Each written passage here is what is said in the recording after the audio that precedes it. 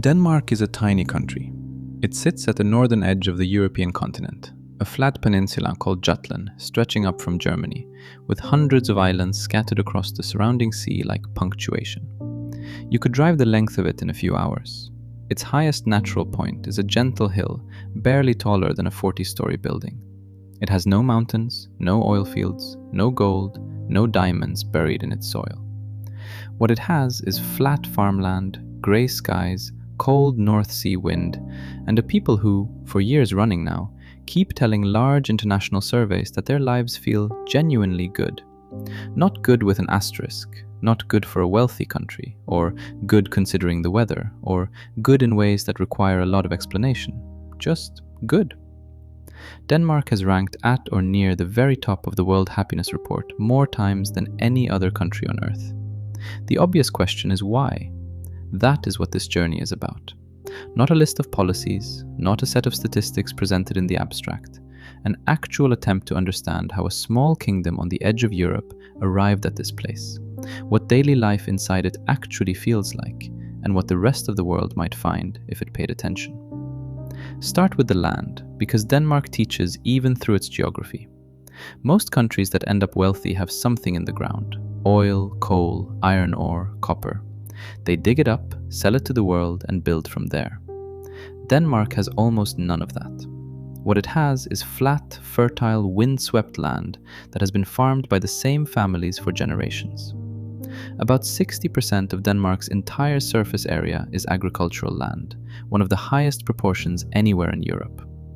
The country has more pigs than people, roughly 12 million pigs compared to approximately 6 million citizens, making Denmark one of the largest pork exporters in the world, which is a fact that surprises nearly everyone who hears it and quietly delights the Danes when they watch the reaction. But the land alone does not explain Denmark. The land explains how people ate for centuries. What made the country rich and stable in the modern sense is something harder to point at directly. It is the system that Danish people built over about a century of difficult work, genuine argument, failure, and adjustment. And underneath that entire system, running through it like a wire carries electricity, is one idea so simple it almost sounds naive when you first say it out loud: trust. Denmark regularly ranks as one of the least corrupt countries in the world. Danish people trust their government with a confidence that seems almost impossible to people from many other places. They trust their neighbors. They trust strangers on the street. There is a famous kind of experiment that researchers have repeated in different forms across different cities. Wallets containing cash and identification cards are left in visible places, and observers watch to see what happens. In Copenhagen, the wallets come back. Not always, but at rates that would seem fantastical to residents of most major cities on Earth. The cash comes back with them. This level of social trust is not an accident, and it did not arrive from nowhere. It was built, quietly and over a very long time, through institutions that give people enough security that they do not need to take what does not belong to them, through an education system that treats honesty and cooperation as core skills rather than optional virtues, and through a cultural value so deeply embedded in Danish life that it barely needs enforcing because it barely needs to be stated. That value has a name, or rather, it has 10 names, 10 commandments, all of which say the same thing in slightly different ways. Do not think that you are better than anyone else. Do not think you know more than you do. Do not think you are special, exempt from ordinary life, above the rules that govern everyone around you. In 1933, a Danish-Norwegian writer named Axel Sandemose wrote a novel in which he invented a fictional small town and gave it its own laws. He called those laws Janteloven, the law of Jante. And all 10 of them pointed at the same human tendency: the tendency to stand apart from the community, to claim special status, to present yourself as something more than the person sitting next to you. Sandemose meant this as satire, as a critique of the small-mindedness that can make tight communities cruel to the people who try to rise above them. But Denmark read the book, recognized something true in it, winced a little, laughed a little, and quietly adopted Janteloven as a national operating principle. It has genuine costs. Ambitious people can find it suffocating. Being visibly successful can create social friction in ways that many Danes find genuinely uncomfortable. A person who drives a particularly expensive car or wears obviously expensive clothes in a normal Danish social setting is not admired the way they might be in other countries. They are looked at sideways. Standing out is not celebrated here. And yet, what janteloven also gives is remarkable. It is why the head of a Danish company sits at the same kind of desk as the newest person in the building, and uses the same first-name basis with everyone from the receptionist to the board member. It is why Danish workplaces have some of the flattest organizational structures anywhere in the developed world. It is why a government minister who insists on a private car with a driver instead of taking the train makes headlines for the wrong reasons. The King of Denmark cycles through Copenhagen. This is not a performance for cameras. It is simply what is expected. And then there is Hygge. If one Danish word has escaped into the wider world over the last decade, it is this one, Hygge. It has appeared on the covers of international books and lifestyle magazines. Hotels have marketed Hygge packages. Furniture companies have promised to sell it by the flat pack. And somewhere in all of that international attention, the actual thing got a little lost. Hygge is usually translated as coziness. That translation is not wrong exactly, but it is the way calling music simply sound is not wrong, technically accurate and completely inadequate. Hygge is about the quality of a moment and what that moment is made of. It is about being genuinely present with people you care about in an atmosphere that expects nothing from you, asks nothing of you, judges nothing about you. Yes, it involves candles, and Danes do burn more candles per person than almost any other nation on earth. It involves warm drinks and soft light and a table with food on it. But the candles are not the point. The point is what happens when the phone disappears into a pocket and the overhead light is switched off and the people in the room stop performing versions of themselves and simply exist together for an evening. The point is the quality of that existence, the ease of it, the way time moves differently when nobody is watching it. Hygge cannot be manufactured from scratch and sold to you. The lifestyle industry that grew up around the word always missed that part. You cannot buy Hygge any more than you can purchase the feeling of being genuinely known by another person. You can create the conditions for it, but it arrives on its own schedule, through actual connection with actual people. And it requires a culture that values that kind of evening over a productive one. Denmark values that kind of evening, and that choice runs through everything. This is visible in how Danish people structure their time. The average Danish working week runs at about 33 hours. Working beyond the end of the day is not a badge of dedication here. It tends to be treated as a sign that something went wrong with the planning. When a Danish employee is still in the office long after everyone else has left, the first question is not whether they are especially committed. The first question is whether they need help. 5 weeks of paid vacation are guaranteed by law for every worker. Almost everyone takes them. A Wednesday afternoon in summer may see entire office buildings quietly empty out because the weather is good and there is an unspoken but total understanding among everyone present that being outside on an afternoon like this matters more than what is still sitting in the inbox. This is not laziness. Danish workers are productive. The country's output per hour worked is among the highest in Europe. The point is that Denmark long ago learned to separate productivity from mere presence, and decided that confusing the two is expensive in ways that do not show up on any spreadsheet until it is already too late. The economic system underneath this way of life is called flexicurity, and it is one of the most studied labor models in the world, because it does something most economists would have predicted was impossible. It combines a highly flexible labor market with an exceptionally strong social safety net. Danish employers can hire and fire workers relatively easily compared to most of Europe. There is no complex legal obstacle course to navigate when a business needs to reduce its workforce. At the same time, A Danish worker who loses their job receives unemployment benefits worth up to 90% of their previous salary for a substantial period, along with access to free retraining programs funded by the state. The underlying idea is that job loss is not a catastrophe, it is a transition, and the purpose of the state is to make sure that transition does not destroy the person going through it. This sounds expensive, and it is. Danish income taxes are high. The top marginal rate sits above 50%.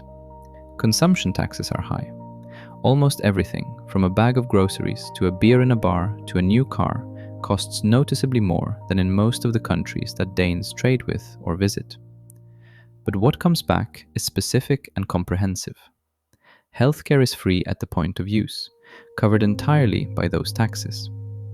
Danish hospitals deliver care that compares favorably to systems that charge far more per patient. University education is free, not discounted at a modest rate. Free. And beyond being free, the Danish state actually pays university students a monthly grant called the SU, which covers basic living costs while they study. The thinking behind this is straightforward and very Danish. If a student needs a second job to afford their education, they are not fully free to focus on learning, and that reduced focus costs everyone something in the long run. What you are buying with those high taxes is not government services in the abstract. You are buying the ability to leave a job that is making you genuinely miserable without immediately losing your home. You are buying the ability to have a child without that decision permanently damaging your career. You are buying the ability to get sick without it becoming a financial emergency that reshapes the rest of your life. You are buying, in a very concrete and daily sense, a reduction in the kind of background fear that people in lower taxed countries often carry without even fully noticing it. And the degree to which the absence of that fear reshapes how a person moves through an ordinary day is almost impossible to overstate from the outside. You have to live inside it to feel how different it is. If trust is the foundation of Denmark, bread is its daily expression. Rugbrød is dark rye sourdough bread, dense and slightly sour, almost black in color, bearing no resemblance to the soft, pale loaves most of the world means when it says bread. It has been baked in Denmark for centuries. It is made from a sourdough starter that some Danish families have kept alive, fed, and carried forward for generations, the way other families pass down furniture or recipes, or the particular way of telling a certain story. The traditional Danish lunch is smørbrød, which literally means buttered bread, though calling it that is something like calling a cathedral a large building. Open-faced rye bread sandwiches, built with careful attention to combination and presentation. Pickled herring served 3 or 4 different ways. Liver pâté spread thickly with sliced cornichons on top. Roast pork with a spoonful of red cabbage. Cold cuts arranged with remoulade sauce and a single sprig of something green to finish the composition. Danish cooks have been building these small, precise combinations on dark rye for a very long time, and when Nordic food became the most discussed cuisine in the world in the early 21st century, it was partly because those cooks already had centuries of deep thinking about how to make simple, honest, local ingredients taste extraordinary. The restaurant that pushed Danish cooking to global attention opened in Copenhagen in 2003. It was led by a chef named René Redzepi, and its founding philosophy was radical in its simplicity. Use only what grows in the Nordic region. Work with what is at the peak of its season. Find preparations that reveal the ingredient rather than disguise it under something more dramatic. The result was cooking that felt entirely new but was rooted in something ancient, in the foraging and fermenting and careful preservation that Scandinavian people had been practicing for centuries before anyone thought of it as anything other than survival. Danish food, at its most authentic and most everyday, is still the same thing it has always been. Good rye bread with good butter. Fish from cold northern waters. A warm drink at the end of the meal. And company worth staying at the table for. Denmark is flat. This is one of the most important and least glamorous facts about the country, and the flatness turns out to matter enormously. The highest natural point in the entire Kingdom of Denmark reaches a little under 171 meters above sea level. It is a gentle hill in central Jutland called Møllehøj, and Danes climb it in a few minutes and then stand at the top and look out over more flat farmland extending to every horizon. There are no mountain ranges, no dramatic terrain, just land that rolls almost imperceptibly, stitched together by roads and bicycle paths, and the occasional church tower rising above the tree line of a small village. When the land is flat, bicycle tires roll across it very easily. Denmark is one of the most cycling-intensive countries in the world. In Copenhagen, roughly 60% of residents commute by bicycle on a typical day, not recreationally, not as exercise or a weekend hobby. To work, to school, to the market, to meet friends in the evening, in all weather. Through rain that would convince most people to take a car, through cold temperatures that visitors find implausible for cycling.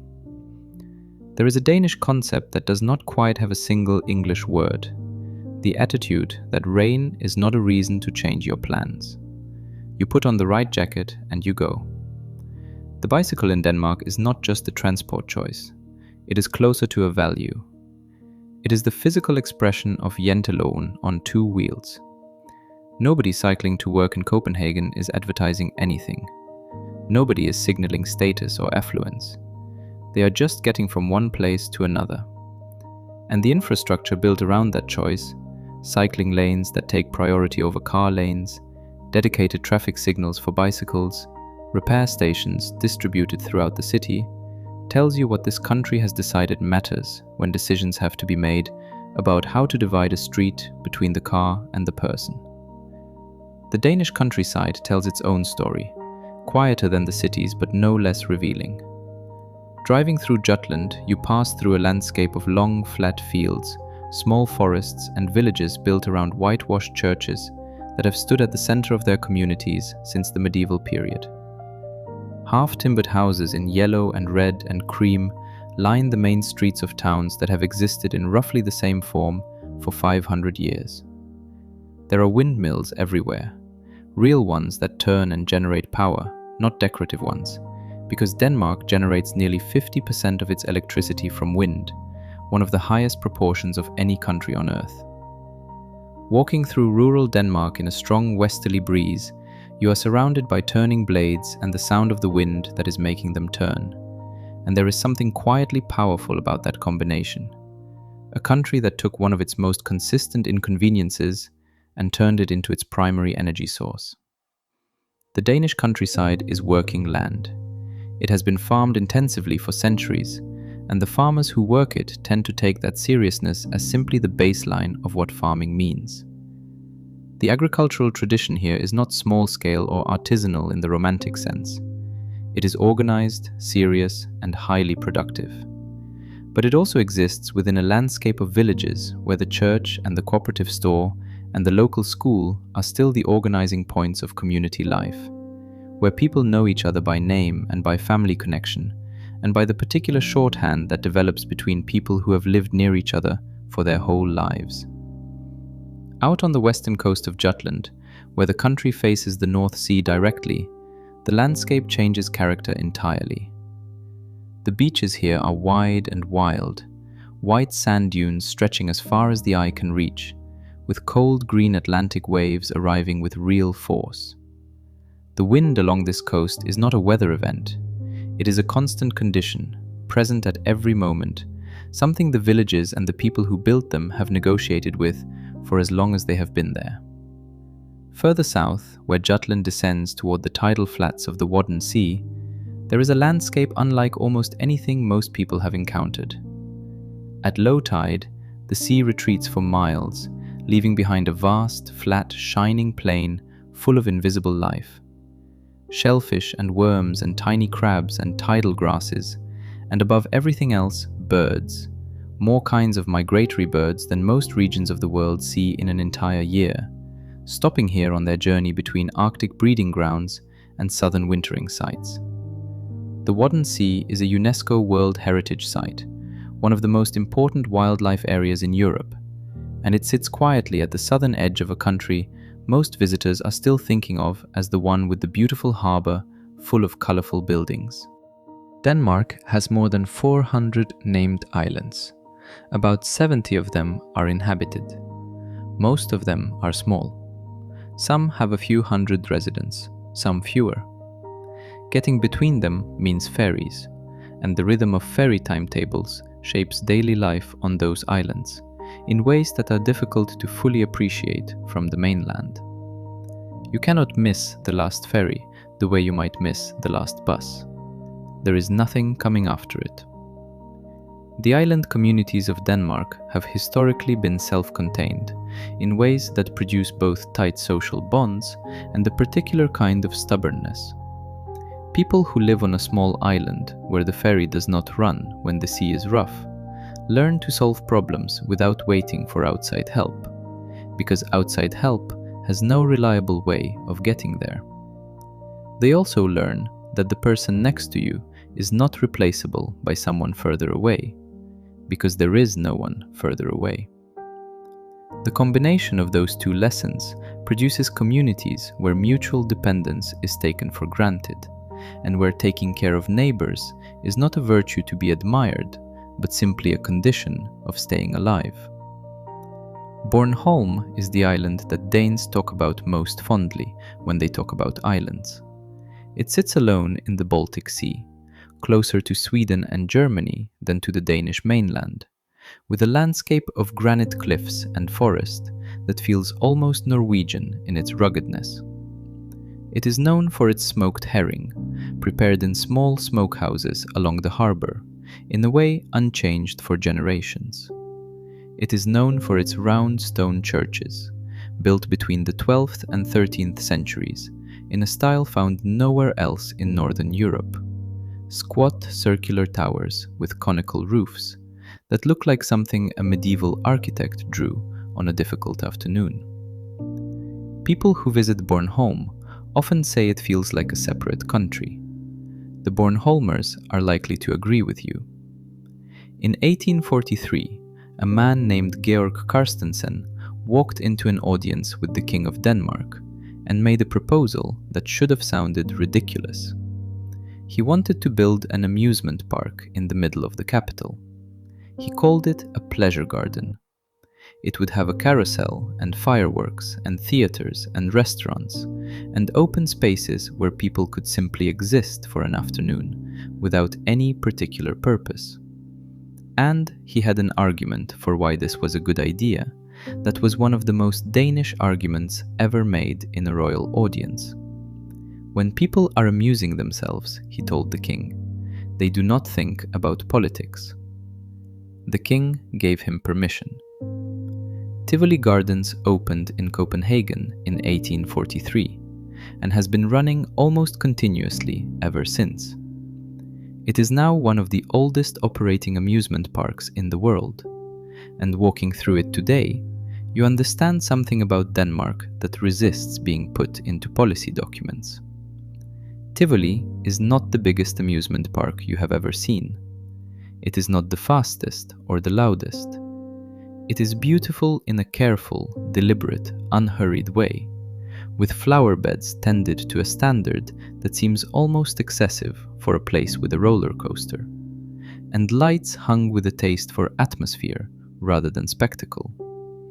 It is the kind of place where a grandmother and a small child, and a couple on a first date, can all be having a genuinely good evening within 20 meters of each other, and none of them are performing their enjoyment. They are simply having it. That is very Danish. Not the loudest version of the thing, the best quiet version of it. But if you want to understand what Danish people are actually made of, past the Hygge and the bicycles and the smørrebrød, you need to know about October 1943. In April 1940, Nazi Germany occupied Denmark. The occupation was, by the terrible standards of that regime in other countries, relatively restrained at first. The Danish government was allowed to continue functioning. Danish institutions remained in place. And the Danish Jewish community, roughly 8,000 people, continued to live their lives with a degree of normalcy that their counterparts in Poland or the Netherlands could not have imagined. Then, in the autumn of 1943, the Nazis decided the time had come to round up the Danish Jews and deport them to concentration camps. The date was set for the night of the 1st of October. What happened next is one of the most remarkable things to occur in the whole of the Second World War. Ordinary Danes found out what was planned, not through government channels or military intelligence. A German diplomat named Georg Ferdinand Duckwitz leaked the information, and it moved through Danish society the way important news always moves in tight communities. Person to person, neighbor to neighbor, in whispered conversations at kitchen tables and across back fences and at the counter of shops and in the corridors of hospitals and universities. Within days, people who had never done anything particularly brave in their lives were doing something very brave. Fishermen took their boats out at night, making crossing after crossing across the Öresund Strait, the narrow stretch of water between Denmark and neutral Sweden, carrying Jewish families wrapped in whatever clothing they could gather in a hurry. Families across Copenhagen hid Jewish neighbors in spare rooms and in basements. A doctor at a Copenhagen hospital instructed nurses that any Jewish patients being sought by the Gestapo were to be described as too seriously ill to be moved, regardless of their actual medical condition. Over several weeks, approximately 7,000 Danish Jews were smuggled safely to Sweden. Of roughly 8,000 Danish Jews, only around 500 were ultimately deported. The rescue was not a military operation. It was not organized by any central command or government department. It was the spontaneous response of a society that had built, over generations, a set of values that made abandoning your neighbor simply unthinkable. The people who helped did not mostly think of themselves as heroes. They thought of themselves as doing the obvious thing. What else would you do? That is what social trust looks like when it is tested at its absolute hardest. And the Denmark that built its welfare state in the decades after the war was partly building on the understanding of what that trust had been proven capable of. The welfare state is not just an economic arrangement. It is the institutionalization, in law and funding, of the same principle that moved those fishing boats across the strait at night. Nobody in this community goes under alone. Before Denmark was the world's happiest country, it was something very different. The Vikings came from Scandinavia, and Denmark was the cultural heart of that world. Between roughly 800 and 1100 CE, Danish warriors sailed in every direction, raiding coastal settlements across Britain, Ireland, and France, establishing colonies across the North Atlantic, sailing rivers deep into what is now Russia, and eventually settling enough of eastern England that a significant region there was called the Danelaw, governed by Danish customs and Danish law. In the early 11th century, King Canute of Denmark ruled England, Denmark, Norway, and parts of Sweden simultaneously. This was not a small country borrowing someone else's oxygen. This was a power at the center of the northern world. How a culture that produced Viking raiders became the country that sends delegates to international happiness conferences is one of the great slow transformations in human history. It did not happen quickly or cleanly. It happened through centuries of gradual change, through the adoption of Christianity, through the shift from raiding to trading, through the long and painful lesson that expansion always eventually reverses. The loss of Norwegian territories to Sweden in 1814 was painful for Denmark's sense of itself. The loss of the southern duchies of Schleswig and Holstein to Prussia in 1864 was devastating, stripping away roughly a third of the country's territory and a significant portion of its population. That defeat pushed Denmark inward in a way that changed everything that followed. The country that had spent centuries trying to hold large portions of Northern Europe under its control suddenly had to reckon honestly with what kind of country it could actually be, with what it actually had. The answer that emerged over the following decades was a different idea of greatness. Not the greatness of territory or military power, but the greatness of making the country that existed, within its actual and much smaller borders, into the best possible place for the people who lived inside it. Educational reformers from this era built what they called folk high schools, free residential schools scattered across the Danish countryside, where ordinary rural Danes, farmers and craftspeople and laborers, could spend weeks or months receiving education not in technical skills, but in history, culture, literature, civic life, and the arts. These schools issued no certificates and no degrees. They were simply places where people could go to become more complete members of the community they lived in. They spread across Denmark with remarkable speed because people understood immediately what they were for, and they remain a distinctive and living part of Danish educational life today. That philosophy, the idea that education is not primarily a ladder for individual advancement, but a foundation for shared life, became one of the defining threads of modern Denmark. It runs through the school system today, where the emphasis from the earliest years is not on ranking children against each other or measuring them on competitive scales, but on teaching them to cooperate, to listen, to think critically about the world they are growing up in, and to understand that the person sitting beside them has something worth hearing. The Danish school day looks different from school days in most of the world, and the differences are not superficial. Children in Denmark start formal school at age 6, which is later than in many countries. Before that, almost all children attend government-subsidized daycare and kindergarten, where the daily work is play, social development, and the kind of unstructured time that decades of child development research consistently identifies as essential for healthy, curious, resilient brains. There are no national standardized exams in the early years of school. There is no ranking of children against each other before secondary school.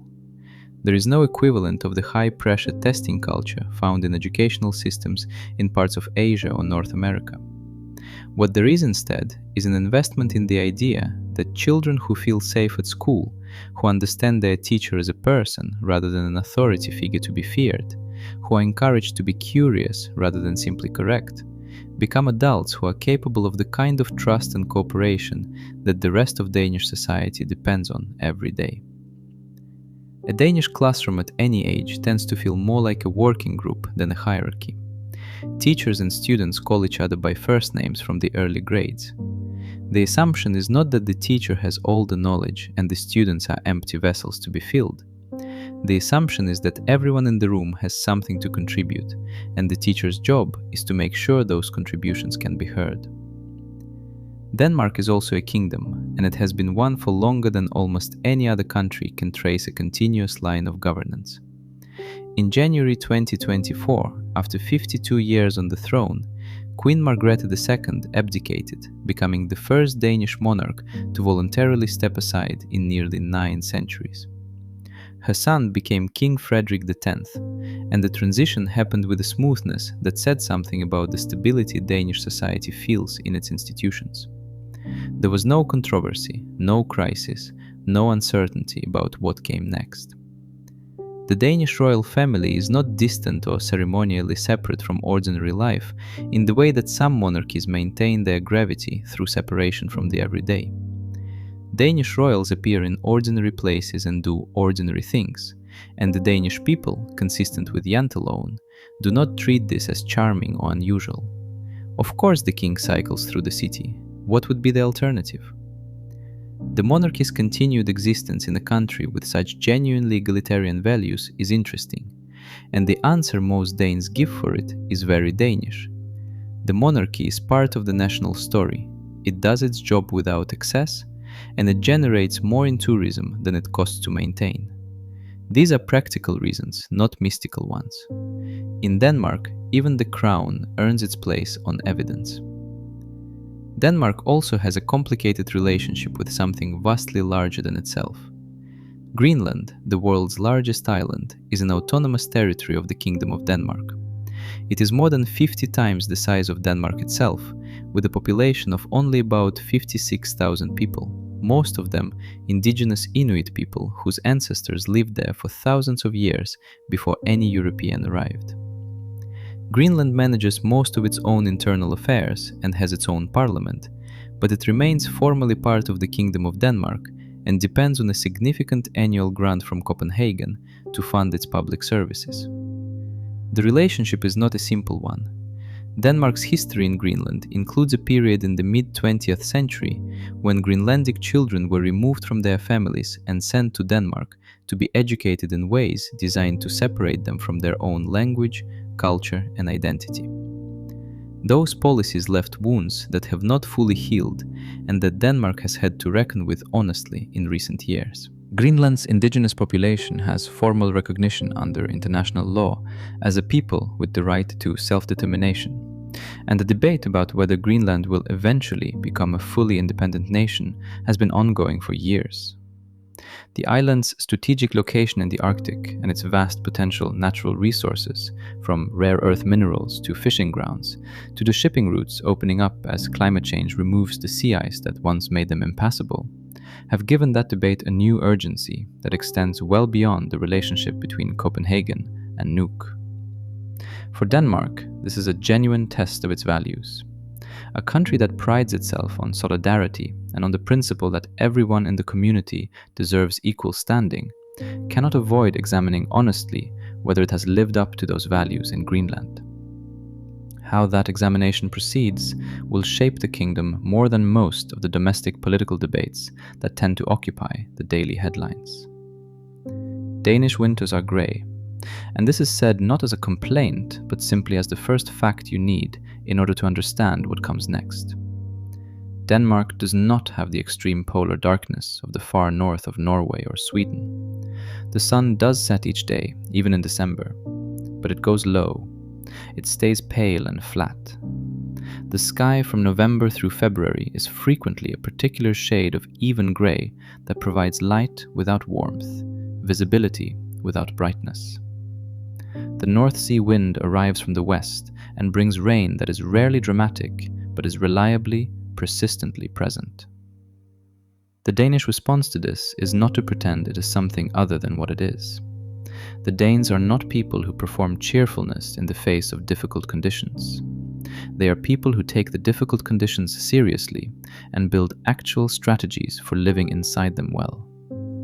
Hygge is partly a response to winter. The candles and the warm light and the long evenings gathered around a table are partly strategies for filling the dark months with something genuinely valuable rather than just something to get through. But there is also the outdoor dimension. Friluftsliv, the outdoor life, is taken seriously in Denmark year-round in a way that visitors sometimes find surprising given the weather. Children at Danish schools go outside for recess regardless of rain or cold. Walking in the countryside on a grey November afternoon is a common weekend activity, not a hardship. There is a saying shared across the Nordic countries that translates roughly as, "There is no such thing as bad weather, only bad clothing." It is not entirely true, but it is directionally very Danish. Christmas in Denmark is December at its fullest. The celebration of Jul, the Old Norse word for the midwinter feast, sits at the center of Danish December the way a fire sits at the center of a room. Julefrokost, the Christmas lunch, is held in workplaces and among friends throughout the month. A serious meal of roast pork with crackling and caramelized potatoes and red cabbage, finished with a rice pudding called risalamand that contains a single hidden whole almond. The person who finds the almond in their bowl wins a marzipan gift and a great deal of communal attention, and also the quiet satisfaction of having held a secret in their mouth long enough to finish the whole bowl without giving anything away. On Christmas Eve itself, which is when Danes celebrate rather than on the 25th, families gather and the children are taken out of the room while the parents light real candles on a real Christmas tree.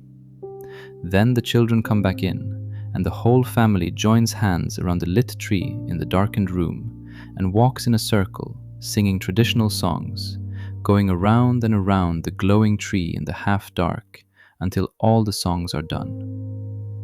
it is a tradition so old and so specific and so clearly not designed for anyone outside the family doing it, that it might be the most purely Danish thing that happens all year. There are things about Denmark that do not fit neatly into a happiness story. Denmark has had significant national debates about immigration that have at times produced policies considered strict by European standards. The country that smuggled its Jewish neighbors to safety in 1943 has also, in certain political periods, taken a harder line on accepting refugees than many of its neighbors. The tension between a welfare state designed to be extremely generous to those inside it, and the question of how quickly new arrivals should be fully integrated into that system, has been a genuine and sometimes very uncomfortable debate in Danish society, and it has not been resolved cleanly. Housing costs in Copenhagen have risen steeply in recent years, putting pressure on the freedom that the welfare state was designed to deliver. Young people in the capital face costs that eat significantly into the security the system was built to provide, and the affordability of the city as a place to begin an adult life has become a serious political problem that the happiness rankings do not fully capture. Denmark increased its military spending significantly in the period following Russia's invasion of Ukraine in 2022, committing to levels of defense investment it had not seen in decades. The quiet, domestically focused kingdom has had to think harder than it has in a long time about its role in a world where the security assumptions of the previous generation can no longer be taken for granted. These are not small things. They are real tensions in a real society that is trying to apply a set of values developed in a particular historical moment to a world that looks quite different. But they are also, in a way, evidence of the same culture that produces the happiness surveys. Danes argue about these things out loud in public, in newspapers and on parliamentary floors, and across the tables where friends have fika. They change their minds, they reverse course, they argue again. A society that can actually do that has built institutions strong enough to absorb serious disagreement without fracturing, is a society that has done something most countries only partially manage. So what does it actually feel like to live in the happiest country on earth? It feels like your children walk to school in the morning without you needing to track their location on a phone. It feels like the bicycle you left unlocked outside the bakery is still there when you come out. It feels like losing your job, which is a terrible thing anywhere, is not the beginning of a catastrophe, but the beginning of a transition that the system around you is specifically designed to help you through. It feels like the doctor who sees you does not first ask about your insurance status. It feels like the afternoon is yours when the sun comes out in July, because the people you work with are outside in the same sun and nobody is keeping score. It feels like long dinners with candles on the table and no real plan to end the evening. It feels like dark rye bread in the morning and the particular smell of a bakery in a small town and a neighbor you have known for 20 years who stops to talk properly when you pass on the street. Not because it is expected of them, but because in this place, that is simply how time gets spent. It does not feel like the absence of problems. It does not feel like uncomplicated joy in every moment.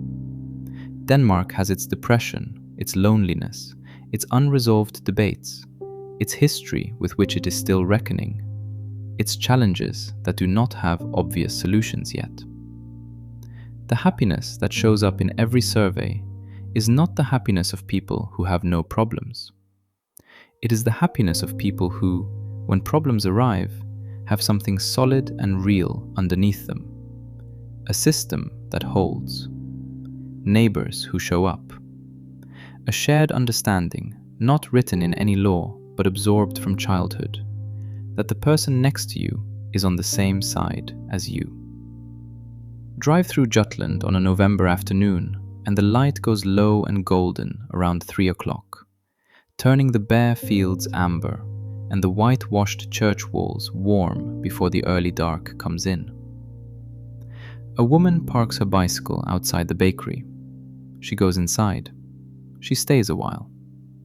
She talks about the weather and about the particular bread she wants. She comes back out and rides home through the cold air with the bread in the basket over the front wheel.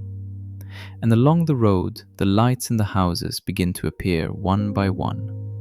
Warm light in windows, candles on sills, the quiet glow of kitchens where people are coming home to each other. This is not the ending of a fairy tale. This is Tuesday in November in a small kingdom at the edge of Europe, in a country that did not discover oil and has no mountains, and is so flat you can see for miles in every direction across fields that have been plowed by the same families for generations. And if you follow the thread of why it looks the way it looks, all the way back through the welfare state and the social trust and the dark rye bread and the fishing boats crossing the strait in the dark in October 1943, and the folk high schools and Janteloven and Hygge, and the round stone churches on Bornholm, and the candles on the Christmas tree, you start to arrive at something that is not complicated at all.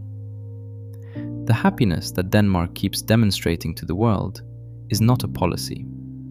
It is not a product you can package and sell to other countries. It is not even really a system, though the system reflects it.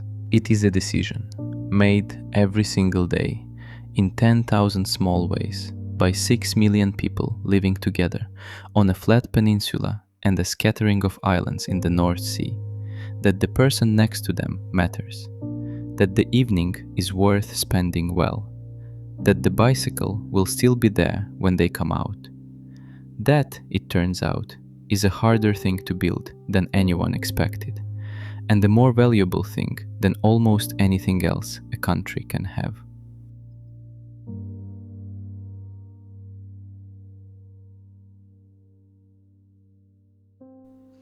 Hello and welcome to Planet Search. So that's how people live in Denmark. Such a small country, but somehow the happiest in the world. Tell me what surprised you the most. Drop it in the comments. I wanna know what you think. And if you enjoy this video, subscribe to Planet Search. We drop videos just like this all the time, about how people live around the world. Also share this with someone you know. Maybe they never even heard of Denmark before. Now they will. See you in the next one.